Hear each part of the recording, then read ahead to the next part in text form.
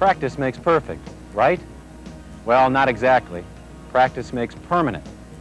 So why don't people practice the correct golf swing? Well, there's two reasons. First, people don't understand the golf swing. Second, you need feedback, instant feedback, so that you don't practice bad habits. It's impossible for your instructor to be with you every time you're on the practice range. That's why we developed the Medicus hinged club. The Medicus has a scientifically engineered hinge that will release when a flaw occurs anywhere in your swing. And when you make a correct swing, the hinge stays intact. Now you can have quality practice time with the Medicus hinged club. With PGA Tour professional Davis Love III and Golf Digest instructor Jack Lumpkin, we have developed this instructional video to help your golf swing, from grip to follow-through. We'll show you the proper way, common faults, and drills to correct those faults. Now, let's go to Davis and Jack and get started.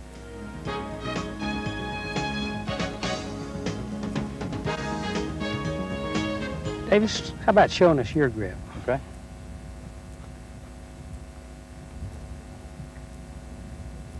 Hands fit nicely together. Take them off now and let's show you putting them on one at a time and tell us a little bit about it. I like to first grip the club with my left hand. I like the grip of the golf club to lay right across the ends of my fingers and put my hand right on top of the club. I want my palms opposing each other. I don't want either one of them to be looking at the sky or at the ground. I want them facing each other, right across my fingers. I want the heel of my hand on top of the golf club, and I want the heel of my right hand on top of my thumb. And I want a grip pressure that's not too tight, but is just barely tight enough to hold on to the golf club. And I want that last three fingers of each hand to be the pressure points that I hold onto the golf club with. So your arms are just hanging and your hands are holding the club with whatever pressure you need for the particular shot you're going to play. Right, I like to have a light grip pressure so I can swing freely, but I want it tight enough so the club isn't turning in my hands. Let me jump in there and show some variations of correct grips that might help. I like to grip the golf club with my left arm just hanging right by my side and the club resting on the ground. My arm hanging very naturally. When I put it on, that allows my left hand to go on so the thumb's on the top right side of the club, just maybe about 1 o'clock. From there, I can usually see 2 knuckles, and when I bring the club up, I can place my right hand on as if I were shaking hands to the golf club. Now, you can use any one of these 3 types of grips. You could use the overlapping grip, which has the little finger of the right hand overlapping the index finger of the left. You could also interlock, where I have actually placed the 2 fingers that I was talking about joining so that they are interlocked with each other. In that position, the hands really shouldn't change. The club should still stay very much in the fingers of the right hand. Or I could actually just slip my hand down and have a 10-fingered grip, where sometimes called the baseball grip, but I like the 10-fingered grip, where the hands are just very close together, but yet not at all overlapping or interlocked. From that position, when you look, you really can't tell which grip I might be using from where you're standing, but all of those would be correct grips.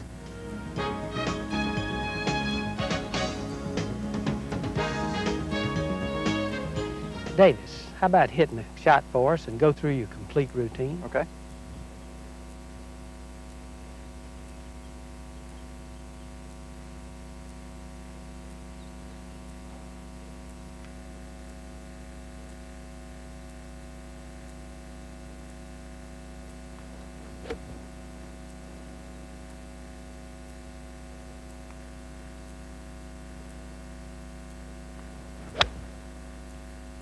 Great swing. Thank you. Let's do it again, and this time, how about telling me a couple of things you're thinking about at each of those places? You've got such a good routine, and it's so repeatable. You do it every time. Every time I see you on TV, it's the same over and over. What do you do back here?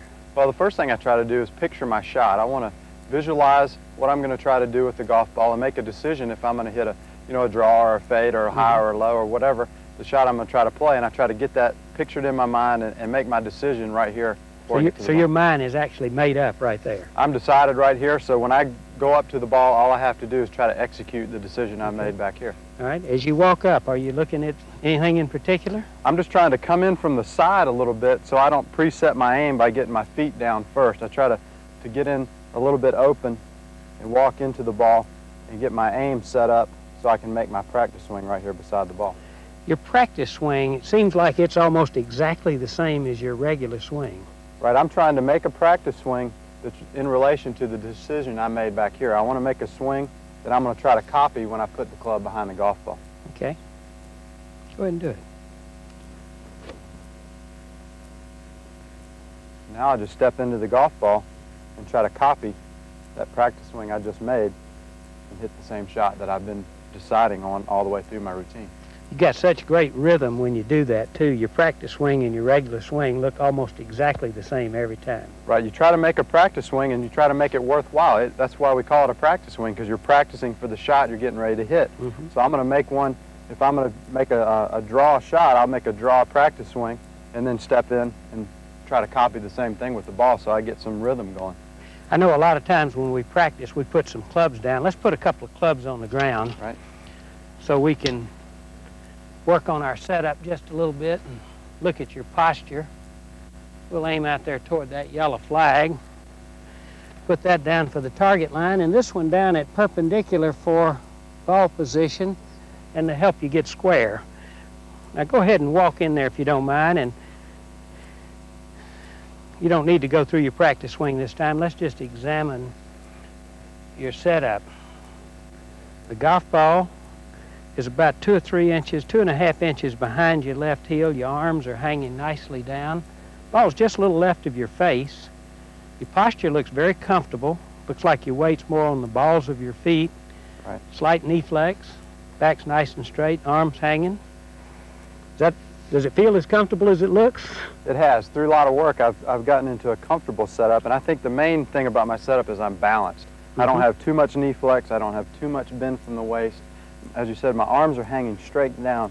And I think if you get set up good on the middle of your feet and with a little bend on your knees, just like you're shooting a foul shot or you're ready to play defense in basketball, you're nice and balanced. You can move any direction. I try to hang my arms straight down from there, and then I can make a circle with my golf swing. Yeah. But, you know, when you're that well balanced, you seem like you stay so nicely on your feet, which is what I like. Right. I feel like the main thing I want to do in my golf swing is have rhythm. And you can't have rhythm if you're not set up correctly and you're not in good balance of the setup. Very good setup. Thank you, Davis. Thank you.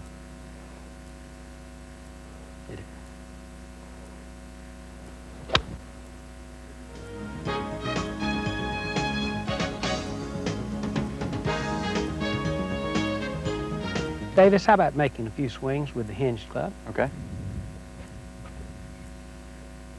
Let's check out a few of your positions and just talk to me a little bit about your takeaway. Let's see you demonstrate your takeaway. Okay, I feel like I start away in one piece, start winding around my right leg a little bit. So really one piece means your arms and your shoulders and the club have all worked together, hands very quiet. Right, everything starts together and start getting into my right leg without my right knee getting straightened. Yeah, do it one more time. Let's see it again. Good. Bob, let's see you make a few swings with the hinged club. I've set these two clubs down to kind of represent the target line. Since you're not actually going to strike the ball right now, let's see you make a takeaway. And how about taking it away too much with your hands this time? Let's see what happens. That club breaks really quick when your hands go like that.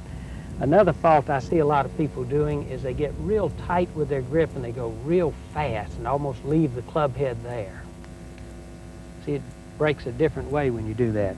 Now let's see if you can get it more together with your hands, arms, club, and shoulders working in one piece. Nice and smooth takeaway. Good. Feel the weight getting into that right leg as you do that. There you go. I think that's really important that you get set early into your right leg. Good.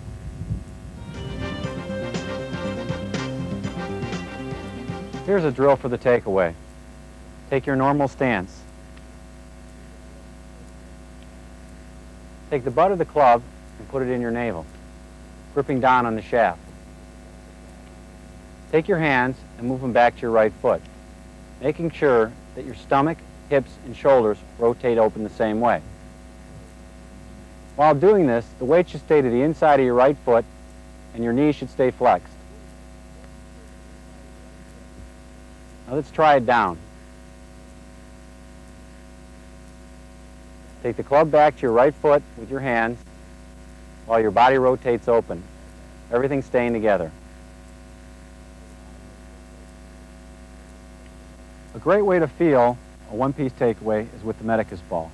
By placing the Medicus ball between your arms and against your chest and taking your normal stance, it gives you a feeling of connection. Take your hands back to your right foot, making sure that your weight stays on the inside of your right foot and your right knee stays flexed. This makes everything move back together.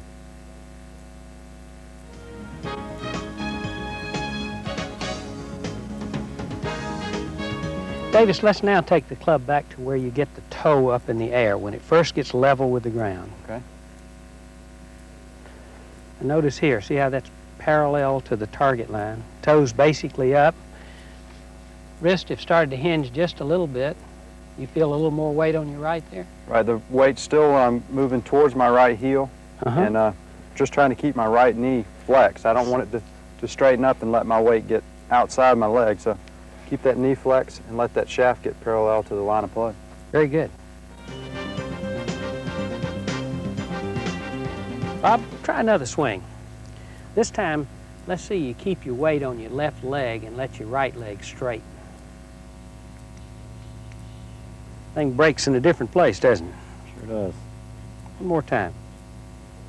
Can't quite get into that toe up position if your weight stays back over on your left and your right straightens out.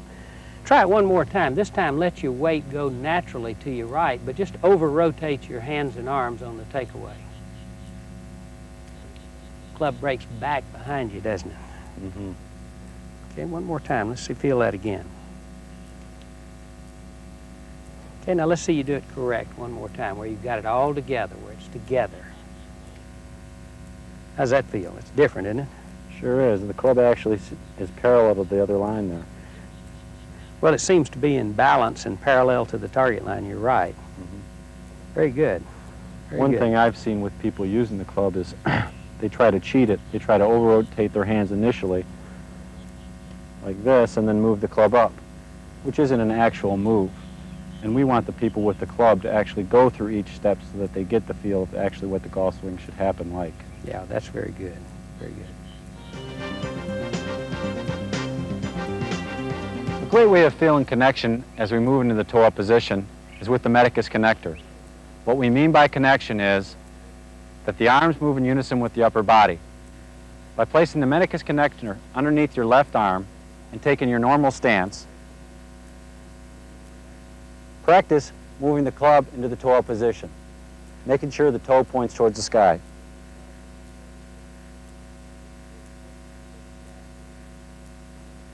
Now, if it doesn't work in unison and the arms take it back by itself, the Medicus connector will fall out.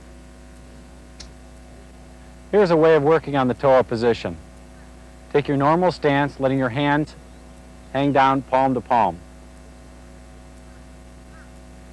Take your right hand and put it behind your back. Now pretend like you're moving back to shake somebody's hand, keeping your weight on the inside of your right foot and your right knee flexed.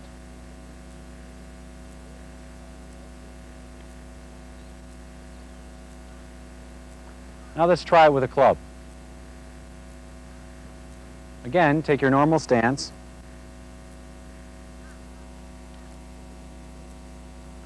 Let go of it with your right hand and take it back like you're shaking somebody's hand, keeping your weight on the inside of your right foot and your right leg flexed.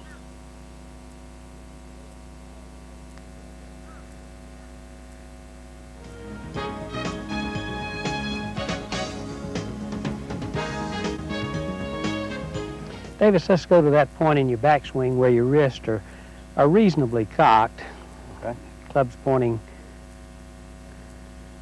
Very good. Shaft pointing more toward the target line like that, wrist cocked, weight solidly on the right now, body starting to wind. Okay, I'm starting to feel some tension in my hips and feel that wind up around my right leg now that I'm onto my right heel.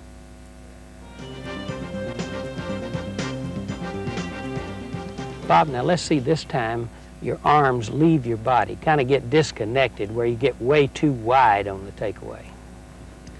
See how the club head just stays behind like that. It just breaks downward toward the ball.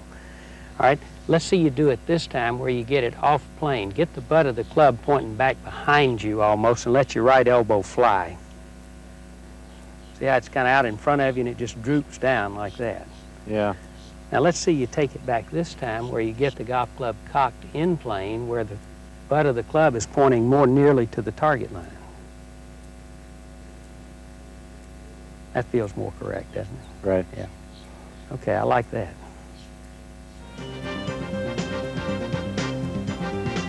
A good drill for feeling the proper setting of the hands is with the Medicus hinged club. Take your normal setup. Now begin by hinging your hands upward. You'll know you do it right because if you don't, the club will break. Now continue that movement as your body rotates open until you get into a position that your left arm is parallel to the ground. From this point, you actually can hit shots. A good way of checking hand positions is with 3 clubs. Take one club and place it behind the ball in line with the target. Take the other 2 clubs and put them grip to grip and take your normal stance. Now take the club back, working on the previous positions we've gone through.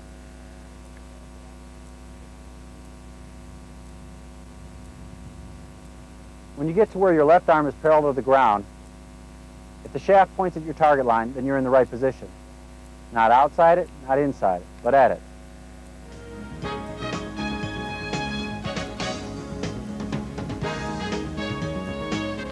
Davis, let's see you make your normal full backswing for a 5-iron. Okay.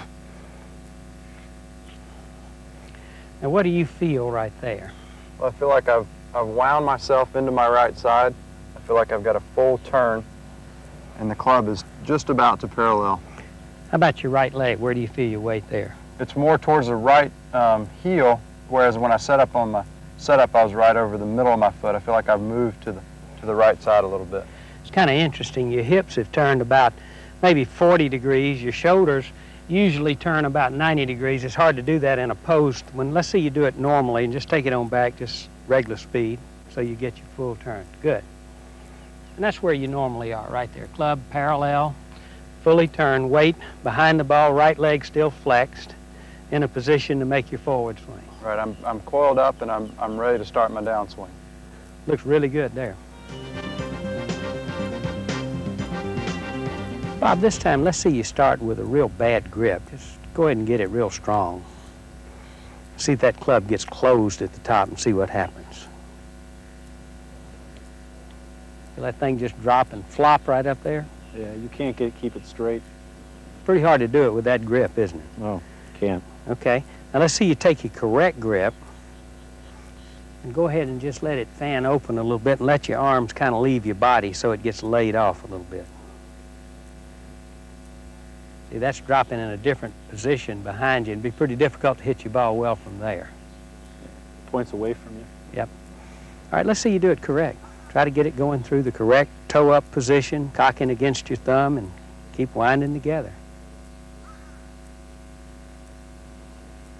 Much better, like that. Here we are with our grip-to-grip clubs again. These should help us check positions all the way to the top. Take your stance and go through our positions. When you get to the toe-up position, the club should be parallel to the target line.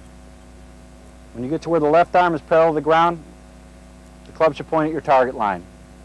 And when you turn to the top, your club should be parallel to the target line again. Another drill for checking the top position is take your normal stance. Extend your arms, cock your wrist, lift your arms over your head, turn, and hit it. It's that simple.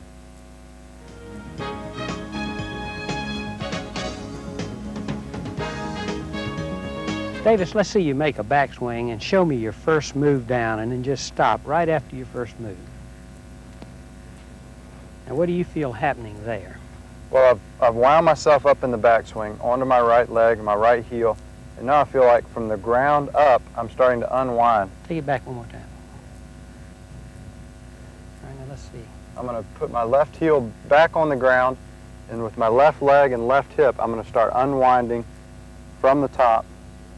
Try to pull the club down right on the path that it went back on, and let my left side lead me back down to the ball. Okay. Do it one more time now. Slowly. So you start it down by planting your left foot and letting your left knee go forward to start the unwinding process. Pulling the club down on plane. I think that's the key word there, pulling it down from the top rather than throwing it from the top. Very good. Bob, let's try it from the top this time. Make me a backswing. Now start this one down just with your hands like the casters do. See, when you throw that club like that, that baby's going to hinge every time. All right, try it again. This time, let's see you start down with an over-the-top move with your upper body. You'll throw it from there, and that thing will hinge very early. Now let's see you try it correct this time. Get to the proper position at the top.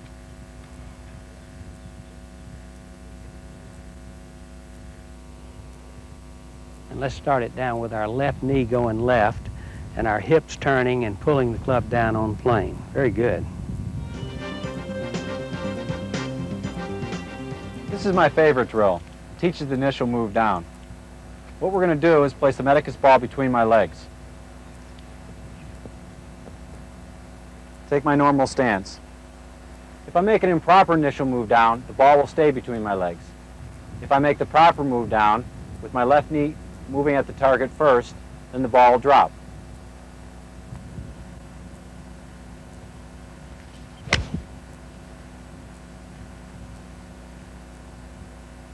That's really helped me with the initial move down.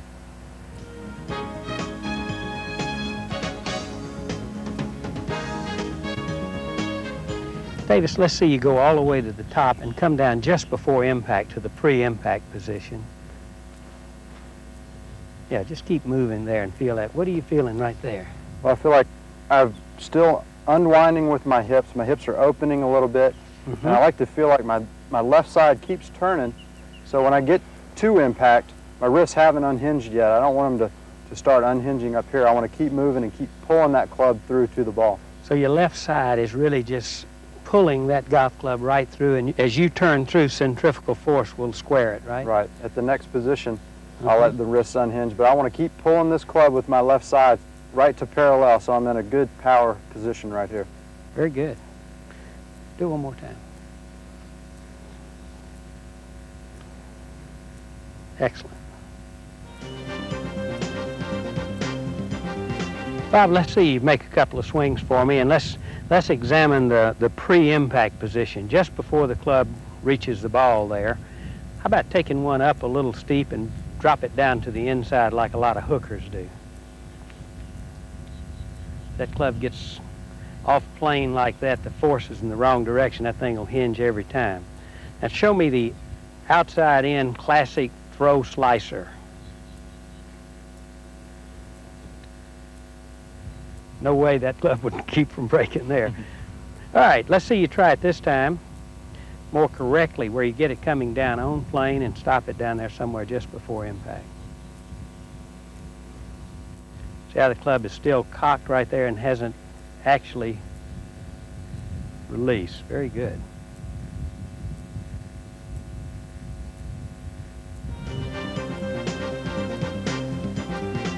What we've done here is simply insert a tee in the butt of the club. A lot of people have a problem with casting where they lose power. It's an early release. What we're going to do is called the pump drill. We're going to drive the tee at the ball. We're going to pump 3 times and hit it.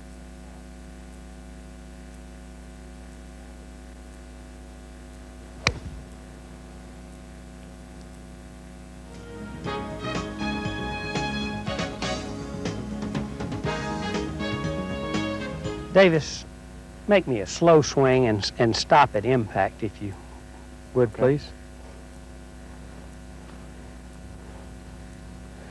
Now, actually, at impact, you'd be probably a little more there.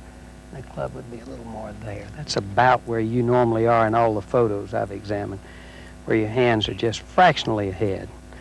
Weight's definitely moving left and turning left. It's turning left onto my left heel. I've gone from the right heel across the middle of my feet now to my left heel, and I feel like my hips have almost completely cleared, and now my shoulders are starting to clear as the club unhinges and squares up to the ball. Now I feel like from the rest of my swing, my shoulders are going to be clearing.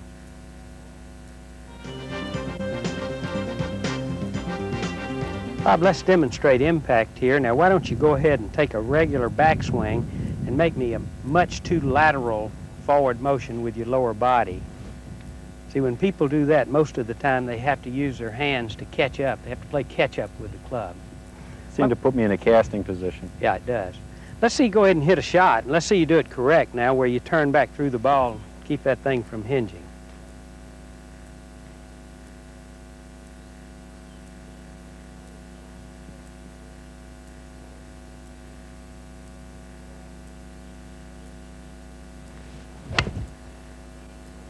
Great balance, good swing.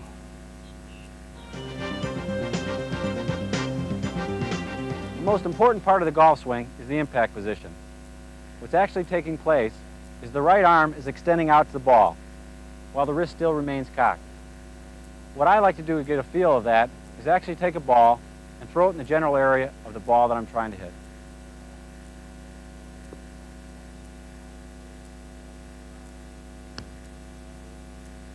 Another drill that I like to do that lets me feel the straightening of the right arm is hitting balls with just one arm.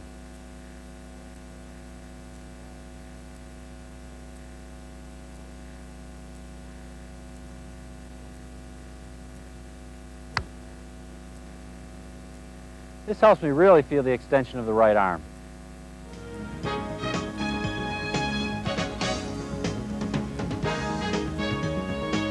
Davis, let's check your position post-impact, where your club first gets back over there about level with the ground again. Very good. Your toes starting to come up. Club's basically getting into a parallel position.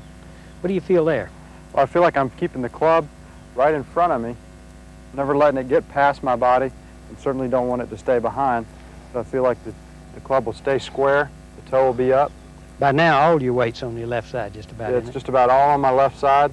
I feel like I'm really wound around my left leg now, and I feel like I've really cleared with my shoulders as far as I need to go. Okay. Do it one more time and be as realistic as you can as far as looking at the ball and everything. Good. Bob, let's see you show us a couple of the post-impact positions, a couple of the common faults.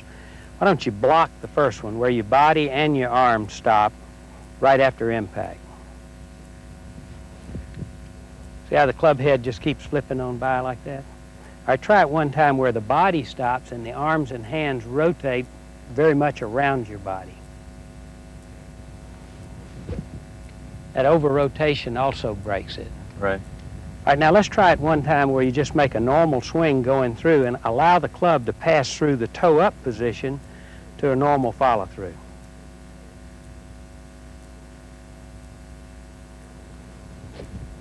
See, when your body keeps turning like that, that club goes through that nice toe-up position and it'll stay together. Right. Nice job.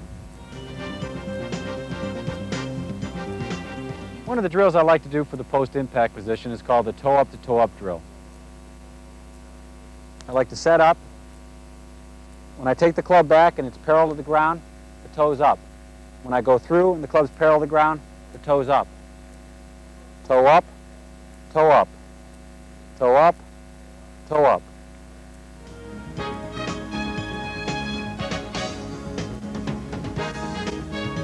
Davis, let's see you make your normal swing and just hold your finish. Good, Jack. I've always admired your finish because it's so relaxed, and I think probably it's because you've released all the energy you've built up in the swing. Right, I've put all that energy into the golf ball, and I've just naturally swung to a comfortable position at the finish of my swing.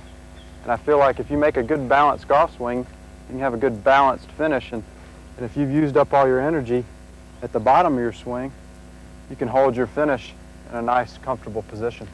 Notice how your right shoulder's turned past your left, your hips are facing the target, and your weight is solidly on your left side.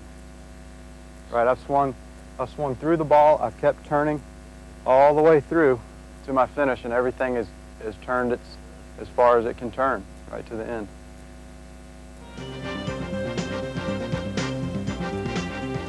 Bob, let's see you go make a swing and let me see you finish.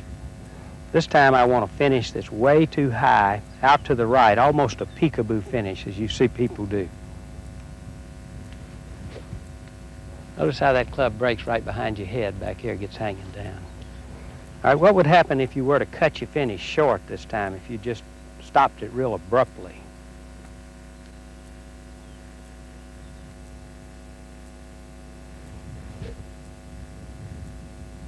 Okay, now let's see if you can just keep it in plane and keep it turning right on around your body and just stay together to a nice full finish.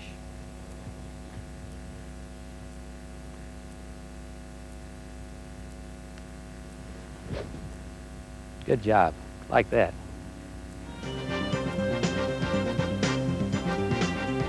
A good way I like to check my finish position is simply by taking my stance, taking the club in place on my left shoulder, finishing my turn, and lifting the club up.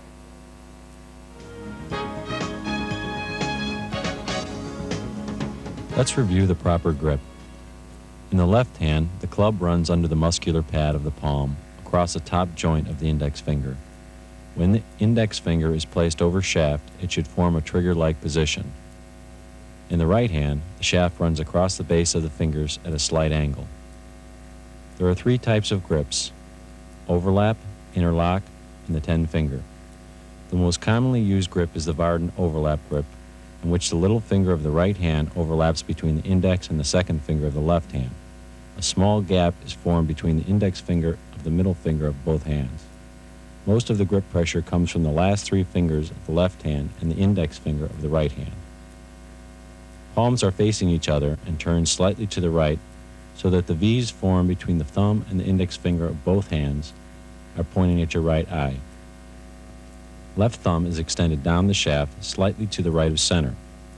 The lifeline of the right palm is positioned directly on the top of the left thumb. The right thumb sets on top of the shaft, slightly left of center.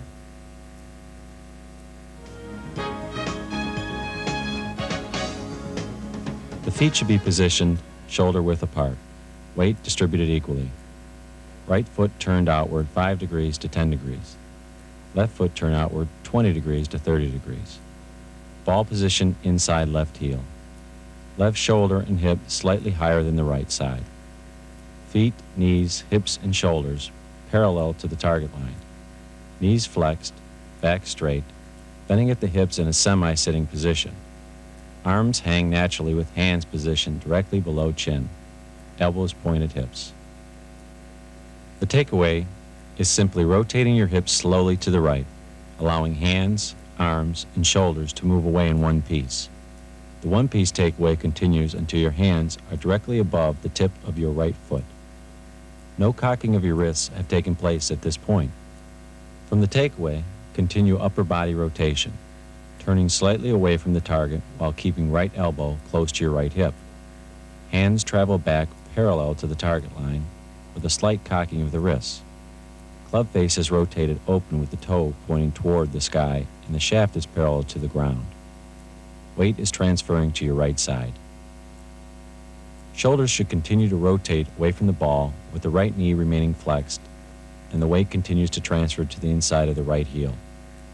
Hands become fully cocked, positioning club perpendicular to the ground. Left arm is extended and parallel to the ground. From the rear view, club shaft should point at the target line. Before the club reaches the top, the weight shift back toward the target has already begun. The shoulders have turned fully to the point at which your back is facing the target 90 degrees, while the hips have made a 45-degree turn from the setup position. Right knee remains flexed, and is slightly inside the right foot. All clubs, except for the driver, reach a position less than parallel to the ground. Left thumb should remain directly under the shaft. Shaft should aim down the target line. Hips should remain at the same level as during the takeaway. Weight shift from the right to the left side that started from at the top position continues toward the target while your hips rotate back to the setup position. Right knee momentarily folds at a position inside the right foot. Left arm is once again parallel to the ground with the right elbow lower than the left. Wrist remained in a fully cocked position. The left hip continues rotating on the same plane, opening left of the target. Right elbow has reached a point above your right hip pocket. Wrists are beginning to unhinge, forming approximately a 90-degree angle with the club shaft. The club is in a toe-up position. Weight is shifting to the left side. Right heel lifts off ground and continues towards target. Left hip continues opening left of target. Left shoulder is visibly higher than right. Head remains behind the ball. Right arm is extending while releasing the wrist cock. A straight line is formed from the top of your left shoulder down through your left arm to just inside left heel. The club face is now square. Weight is now on the left side.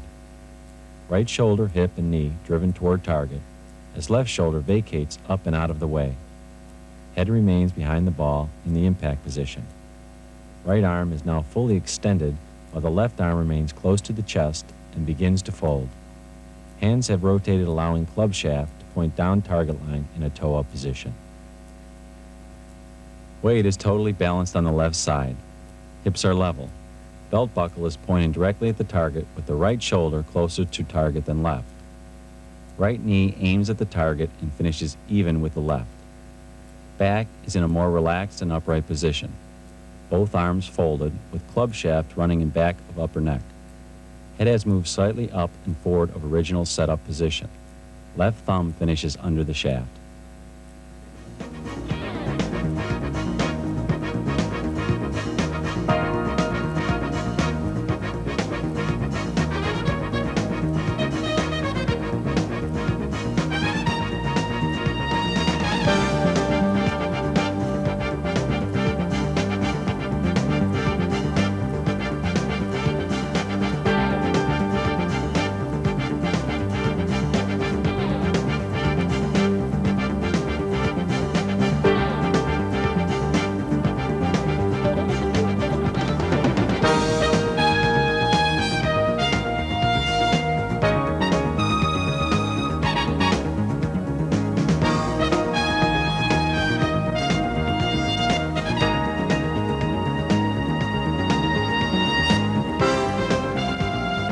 Well, Jack, we've covered a lot of golf information today, and it seems to all flow around quality practice time. Bob, you know, most golfers would be amazed at how much they would improve with 15 or 20 minutes a day of really good practice at home without a golf ball. They could swing in front of a mirror or a window using the hinged club, and they get instant feedback from both the reflection or their picture or this club breaking if they're doing it incorrectly. I think that would really help them when they got out to the golf course. Davis, how do you practice when you're out on the range? Well, I try to hit balls on the range thinking about nothing but hitting balls to targets. I don't want to think about my swing or my technique or my positions when I'm interested in a ball ending up at a target. So that's one thing I think people can learn from the Medicus Hinge Club, is that they can make a golf swing and get instant feedback without thinking about their swing and not thinking about their technique. And then when they go to the golf course, their swing's going to be that much better. Well, Davis, I'd like to thank you for being with us today. Thank you, Bob. And also you, Jack. Thank you, Bob. And Enjoyed it. continued success in your careers. Thank